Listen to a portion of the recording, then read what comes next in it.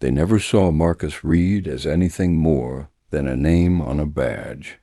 And that was the first mistake, because when people decide who you are before you speak, they stop listening. Every morning, as Marcus walked through the glass doors of Halvorsen Logistics, he carried more than a briefcase. He carried the quiet discipline of a man who had learned how to survive being overlooked. He learned it early, watching his mother work double shifts and still be told she was lucky to have a job, watching his father train new hires who would later be promoted over him. So Marcus learned to do his work better than anyone else and say less than anyone else. For 8 years, he did exactly that.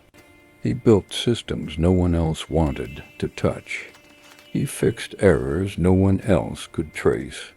And he saved the company millions while the credit went to men who said his name wrong. Then Richard Halvorsen arrived, the new regional director, a man with a polished smile and eyes that M-E-A-S-U-R. ID people the way investors measure risk.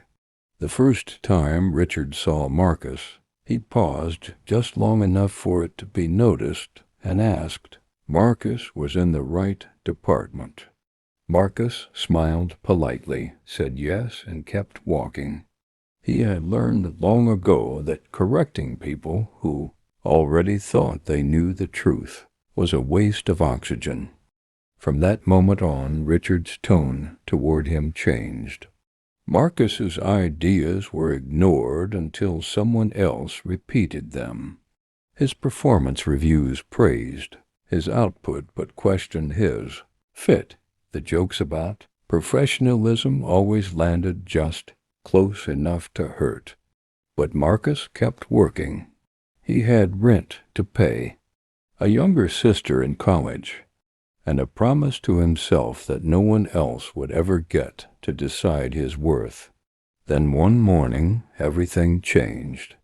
In a conference room filled with 12 people, Marcus calmly pointed out a flaw in a new logistics system that would cost the company millions.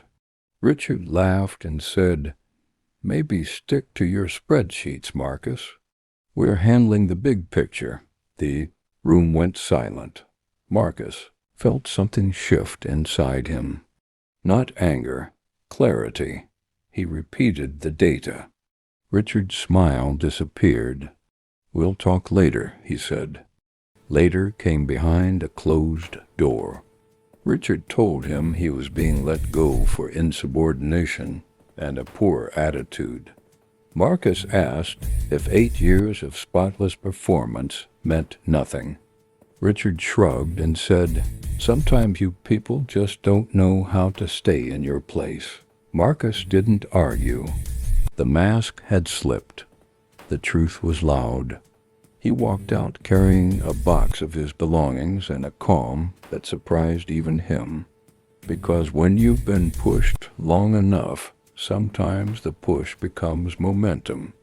What Richard didn't know was that Marcus had not only been working for Halvorsen Logistics, he had been quietly investing every bonus, every spare dollar, every consulting fee into a holding company.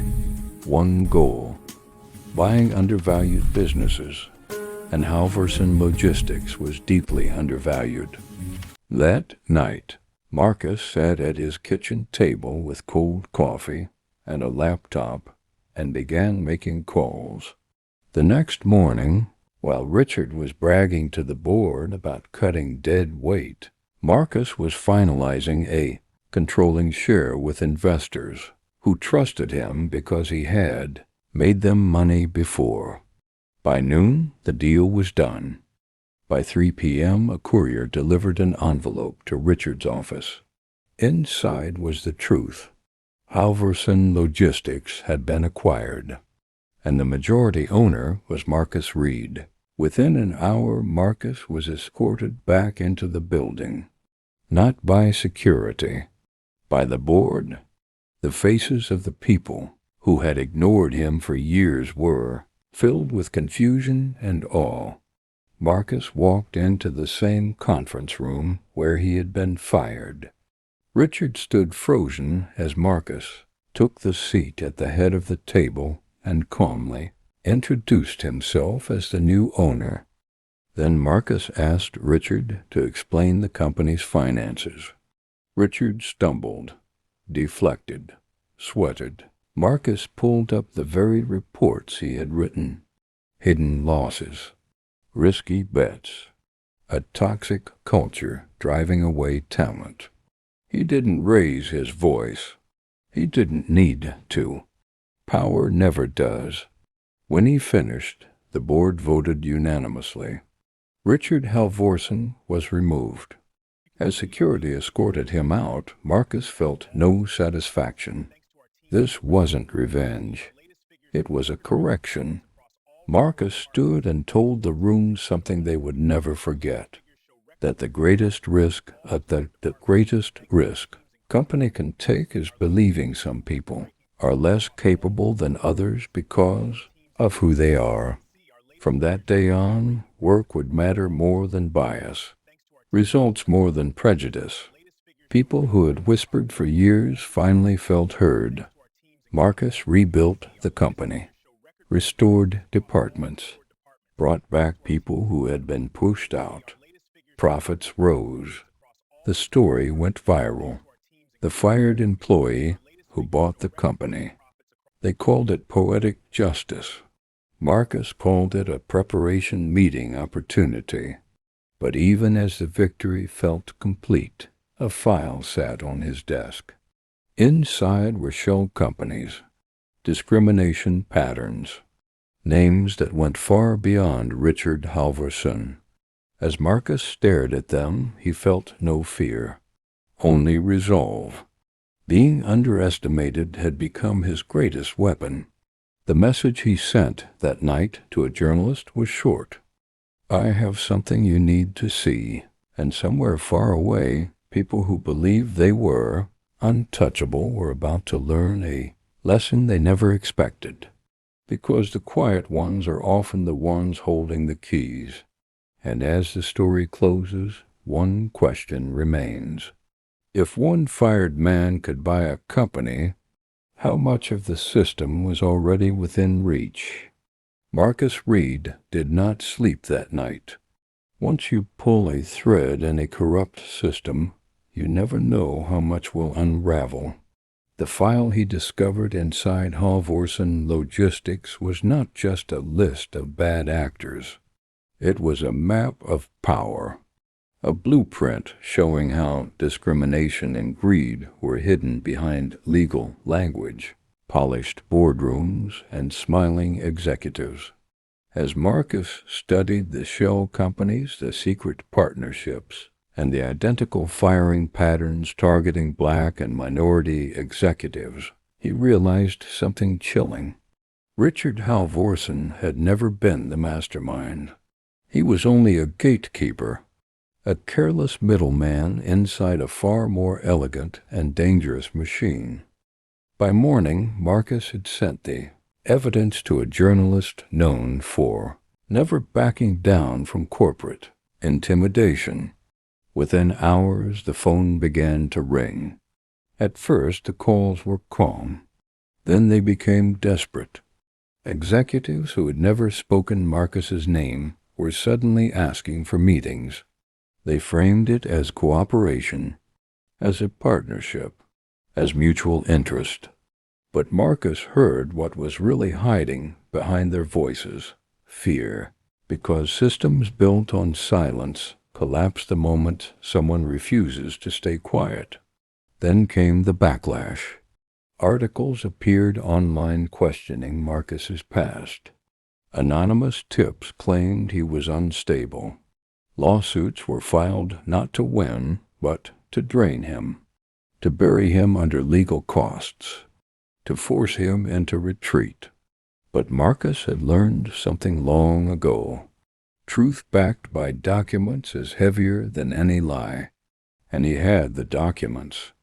Emails, contracts, internal reports, patterns that could not be denied. Employees from other companies started reaching out, people who had been fired after outperforming their peers, people who had been labeled difficult when they asked for fairness, people who had been quietly replaced. Each story was different, yet identical at its core. And Marcus realized the scale of what he was facing. This was not one company. This was not one executive. This was a national operation. Regulators began asking questions. Shareholders demanded answers. Then the journalist published the first expose.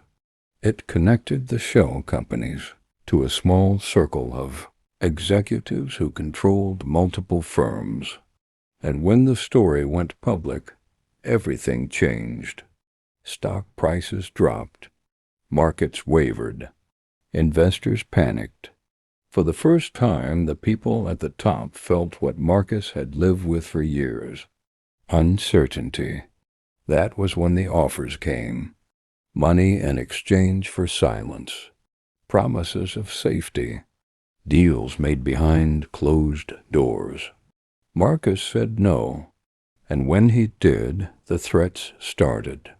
Not loud, not obvious, just enough to make a point. But Marcus was no longer alone. He had legal teams. He had security.